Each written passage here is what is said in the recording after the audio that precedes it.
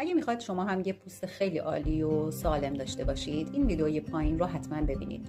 برای روتین روزانه خودم من که استفاده میکنم، اول از همه که از سر کار میام یا صبح میخوام صورتمو بشورم، از یه دونه فیس واش استفاده میکنم. فیس واش برای پوستای خشک، چرب و معمولی میشه استفادهش بکنید. هم حالت فوم داره، هم حالت ژله برای پوستای چربه، فومی برای پوستای خشک، مثل پوست من. بعد از شستشو از کرم دور چشم MND استفاده میکنم که فوق العاده کرم آبرسانیه، ضد چروکه، ضد تیرگی، پوست دور چشم رو از بین میبره و فوق العاده برای چشم عالیه. بعد از اون از مرطوب کننده استفاده میکنم. مرطوب کننده حتما باید استفاده بکنید. قبل از اینکه استفاده کنید صورتتون باید حالت شبنم یا نم داشته باشه. مرطوب کننده رو بزنید چون به سرعت بخار میشه، چون پایه مرطوب کننده ها همه از آبه.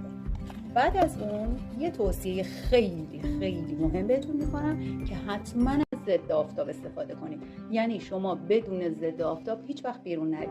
حتی پزشکا میگن باید ضد آفتاب رو توی خونه هم زیر نور لامپ و مهتابی استفاده کنید و من خودم حتما این 4 گزینه رو توی روتین روزانم استفاده میکنم که یه پوست شفاف و عالی داشته باشم.